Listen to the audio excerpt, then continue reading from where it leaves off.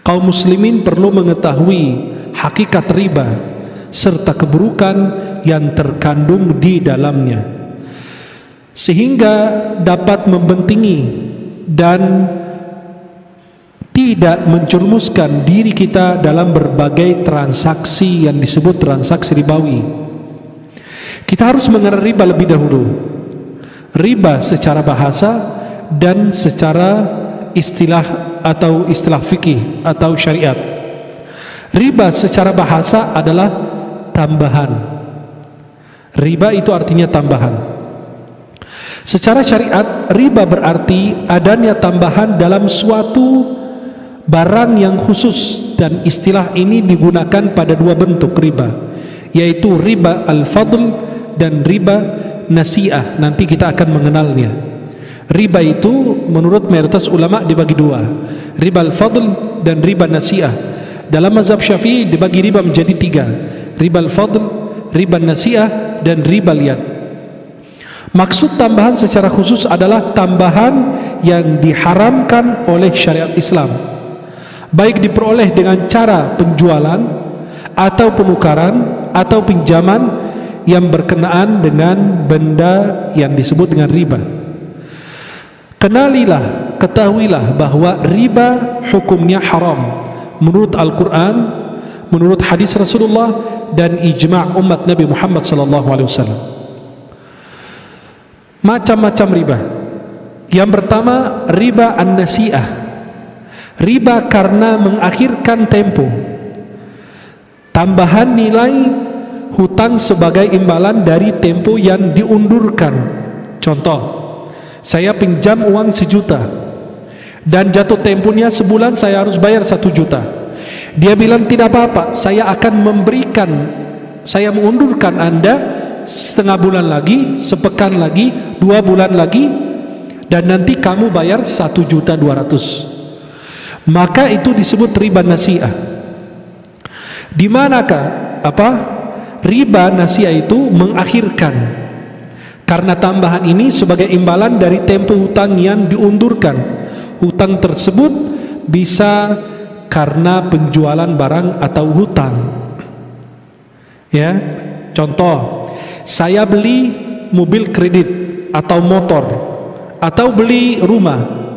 Ketika jatuh tempo saya harus bayar cicilan mobil atau rumah tersebut pada tanggal 10 setiap bulan. Ternyata pada tanggal 10 saya belum mampu bayar, dia mengundurkan saya, mengakhiri atau mengakhirkan pembayaran tersebut pada tanggal 20 boleh, tanggal akhir bulan boleh, tapi ada tambahan, itu riba nasi'ah. Jelas? Maka kalau saya pinjam uang dari orang, jatuh temponya tanggal 10, tanggal 1, lalu saya belum mampu bayar, dia bilang gak apa-apa, saya mengakhirkanmu, saya memberikan waktu lagi, tetapi nanti kamu akan bayar tambahan lagi. Itu disebut riba nasi'ah. Yang kedua, riba al-fadl. Riba karena kelebihan, yaitu riba dengan sebab adanya kelebihan pada barang-barang yang sejenis saat ditukarkan. Riba ini juga disebut riba an-naqd, ya, kontan. Sebagai kelebihan dari riba nasi'ah, juga dinamakan riba khafi, yang samar, sebagai kelebihan riba, ya, yang jali, yang nyata. Para jamaah dimuliakan Allah, inilah ancaman di dalam Al-Quran maupun hadis Rasulullah kepada mereka pelaku riba. Dalam surat Al-Baqarah, dan ini ancaman paling berat dalam Al-Quran, tidak ada ancaman melebihi daripada ancaman yang kita akan sebutkan ini. Allah berfirman, Ya ayyuhalladzina amanu ittaqullaha wa dharu ma baqiya minar riba in kuntum mu'minin. فَإِنْ لَمْ تَفْعَلُوا فَأْذَنُوا بِحَرْبٍ مِّنَ اللَّهِ وَرَسُولِهِ وَإِنْ تُبْتُمْ فَلَكُمْ رُءُوسُ أَمْوَالِكُمْ لَا تَظْلِمُونَ وَلَا تُظْلَمُونَ. Allah mengatakan, hai orang-orang beriman, bertakwalah kepada Allah dan tinggalkanlah sisa riba, ya, yang belum diambil, yang belum dipungut oleh kita.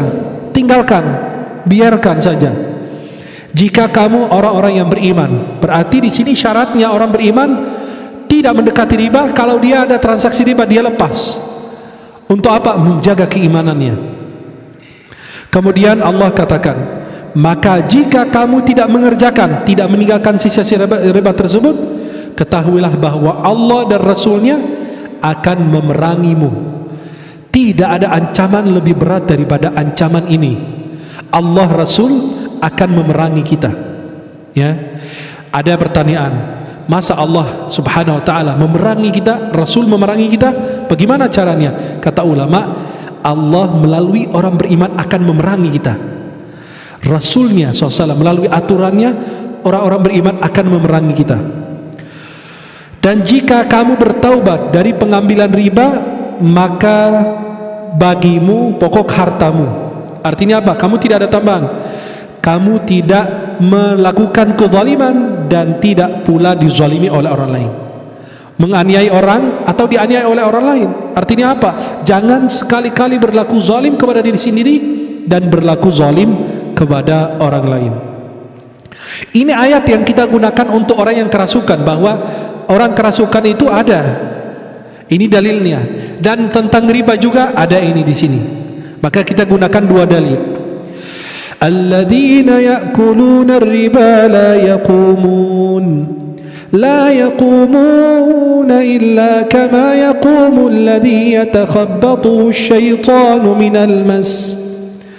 Ini ayat tentang bukti yang dalil ulama bahwa manusia itu bisa kerasukan, kemasukan jin bisa. Ini dalilnya. Dan ini juga dalil untuk riba. Hai orang beriman, orang-orang yang makan, ya, mengambil riba tidak dapat berdiri melainkan seperti berdirinya orang-orang yang kemasukan syaitan lantaran tekanan penyakit gila. Itu orang bangkit dari kubur, orang yang makan riba itu bangkit dari kubur seperti orang yang kerasukan syaitan. Berarti kerasukan syaitan itu di dalam tubuh manusia itu bisa adanya. Dan harta kita akan hilang berkahnya. Kalau anda melakukan transaksi riba, hartamu akan kehilangan keberkahannya. Allah katakan dalam ayat ini, yamhaqullahu riba wa yurbis sadaqat wallahu la yuhibbu kulla kaffarin athim. Yamhaqullahu riba, Allah musnahkan riba, wa yurbis sadaqat, Allah menyuburkan sedekah. Maka sedekah yang anda bayar ini 1.000, 2.000, 5.000 itu akan diperbesar oleh Allah, kata Nabi, sehingga mencapai sebesar gunung. Maka jangan meremehkan kebaikan sekecil apapun. Kebaikan apa yang anda lakukan, jangan diremehkan. Mau itu 10.000, mau 5.000, mau 20.000, jangan diremehkan. Bisa jadi itu berkahnya lebih besar dibanding yang uang besar atau jumlah yang lebih besar. Maka Allah Subhanahu Wa Taala musnahkan riba, berarti harta yang di situ terdapat ada uang riba, transaksi riba, hilang berkahnya. Wa yurbis sadaqat, Allah menganjurkan kita menjauhi riba karena harta kita akan hilang berkahnya, dan sering mengeluarkan sedekah, bantu banyak orang. Kenapa? Allah akan menyuburkan, membesarkan, ya, memberkahi harta yang ada sedekahnya. Ini hadis Rasulullah SAW. Nabi dalam hadis Bukhari Muslim dari Abu Hurairah radhiyallahu anhu, ijtanibu as-sab'il mubiqat. Dari Abu Hurairah radhiyallahu anhu, Nabi SAW bersabda, jauhilah oleh kalian 7 perkara yang membinasakan. Yang pertama, Rasulullah mengatakan al-isyraku billah. Sahabat bertanya, apa itu ya Rasulullah? Beliau mengatakan syirik kepada Allah. Yang kedua, sihir, ilmu hitam, membunuh jiwa yang Allah haramkan kecuali dengan cara yang hak. Artinya apa? Menegakkan had. Walakum fil qisasi hayatun ya ulil albab. Tapi bukan anda yang menegakkan had. Yang menegakkan had itu penguasa. Kalau dia tidak menegakkannya, dia yang berdosa, bukan kita. Kemudian Rasulullah mengatakan, memakan riba berarti ini di antara perkara yang bisa membinasakan kita. Apa? Memakan riba. memakan harta anak yatim, nauzubillah, makan api di dalam perutnya. Dalam surat An-Nisa dijelaskan, ya, alladzina ya'kuluna amwalal yatama zulman innama ya'kuluna fi butunihim nara wa sayaslawna sa'ira. Kalau enggak salah ayat 9 surat An-Nisa. Orang yang makan harta anak yatim itu dia makan api di dalam perutnya. Kemudian Rasulullah SAW mengatakan, lari dari medan perang, sudah berhadapan dengan musuh, kabur dia, takut, itu orang termasuk berbuatan dosa besar. Lari dari apa? Medan perang. Tapi kalau musuh masih berjauh dengan kita, maka itu berbaling mungkin tidak ada masalah. Tapi kalau sudah berhadapan-hadapan dengan musuh, orang muslim, pasukan Islam dan orang kafir, maka tidak boleh lari. Namanya at-tawalli yaumaz zahf. Kemudian Nabi mengatakan, qadhfil muhsanatil ghafilatil mu'minat, menuduh wanita yang suci, bersih lagi beriman dengan berzinahan. Itu dijelaskan lebih detail di awal surat An-Nur. Surat An-Nur itu banyak aturan-aturannya, adab-adabnya. Surat Al-Hujurat, surat An-Nur itu banyak sekali adab-adab dan aturan yang dijelaskan oleh Allah. Maka ketika Anda menuduh wanita berzina sedangkan dia wanita yang suci, yang beriman, maka itu termasuk dosa besar dan dijelaskan di dalam kitab-kitab fikih tentang qadhfil muhsanat atau disebut qadhf. Rasulullah SAW bersabda dalam Sahih Muslim, la'ana Rasulullah SAW akil riba wa mukilahu wa katibahu wa syahidai wa qala hum sawa. Bayangkan, dari Jabir radhiyallahu anhu, dia berkata Rasulullah SAW melaknat orang, coba hitung, yang memakan riba, orang yang mewakilinya. Tuh perhatikan, Anda mewakili orang untuk transaksi riba aja Anda dapat laknat. Orang yang makan riba, orang yang mewakilinya, dan orang yang mencatatnya. Dan bukan yang mencatatnya lagi, dua saksi juga kena lagi laknat. Beliau bersabda, mereka semua sama. Seperti ada orang mencuri barang, mencuri handphone, Anda tahu ini barang curian, kata Nabi, Anda membeli dari orang tersebut, dapat dosa sama dengan orang yang mencurinya. Kenapa? Karena Anda membantu dia untuk mencuri lagi, jualan lagi, mencuri lagi, jualan lagi. Tapi kalau Anda tahu ini barang curian, tidak boleh kita beli. Kenapa? Biar kapok dia, biar tidak usah dia mengambil barang itu lagi, biar tidak dia mencuri lagi. Artinya apa? Mencegah daripada dosa. Maka coba ulangi lagi, Rasulullah SAW melaknat orang yang memakan riba, orang yang mewakilinya, yang perwakilan. Ayo tolong ada rentenir fulan, bantuin dong, kamu kenalan sama dia, pinjam, saya mau pinjam 4 juta 5 juta. Siap, saya bantu. Kata dia apa? Kita bilang kamu dilaknat Rasulullah. Dia bilang kan bukan buat saya, cuma buat teman. Halo, buat teman gimana? Kamu juga kena laknat. Loh, saya cuma bantu orang bukan begitu caranya. Maka orang yang memakan riba, ia mewakilinya dan pencatatnya. Kalau mohon maaf ya, kalau ada yang tersinggung, kalau tersinggung juga nggak apa-apa. Kalau kerjaan di bank riba, Anda yang mencatat kena laknat juga. Kerja transaksi riba itu kena laknat. Berarti apa? Pinjam kena, yang mewakili juga kena, karena kita punya pinjaman, atau karena kita yang mencatatnya, atau jangan-jangan karena kita saksinya. Itu semua kata Nabi SAW, hum sawa. Artinya apa? Semua sama. Ini lebih mengerikan lagi. Rasulullah bersabda, ar-riba 73 baban aisaruhuma mithla an yankiha ar-rajulu ummahu. Na'udzubillah. Dari Ibnu Mas'ud radhiyallahu anhu, dia berkata, Rasulullah bersabda, riba memiliki 73 pintu dosa, dan yang paling ringan dosanya adalah bagaikan seorang yang menikahi ibunya. Ya, orang yang menikahi ibunya tuh bayangkan, ya, orang yang menikahi ibunya mana boleh, itu haram secara mutlak. Itu termasuk wanita. Kan wanita yang diharamkan itu ada dua, wanita muharram ala ta'bid wa muharram ala ta'qid. Wanita yang diharamkan selama-lamanya, tidak boleh kita nikahin, anak kita, kakak kita, adik kita, ibu kita dan seterusnya. Itu mereka yang diharamkan. Bibi kita dan lain itu diharamkan ala ta'bid, itu selama-lamanya. Itu dibahas dalam kitab fikih. Ada yang haram ala ta'qid, itu sementara diharamkan, seperti adik istri kita. Haram bagi kita kalau kita masih menikahi adiknya atau kakaknya, ya, saudara istri, saudara kandung. Contoh, kecuali saya menceraikan istri saya atau dia meninggal, baru saya boleh nikahinya. Tapi kalau menikah dua, adik kakak sekaligus, itu tidak boleh. La yajuzul jam'u bainal mar'ati wa ammatiha wal mar'atu wa khalatiha. Tidak boleh kita menggabung antara apa? Seorang wanita dan bibinya. Ya, bibi dari ayah atau bibi dari ibu. Ammah itu adik ibu bapak, adik ayah kita. Ya, adik ayah perempuan istri kita. Atau bibi yang disebut khalah, itu adik daripada ibu istri kita.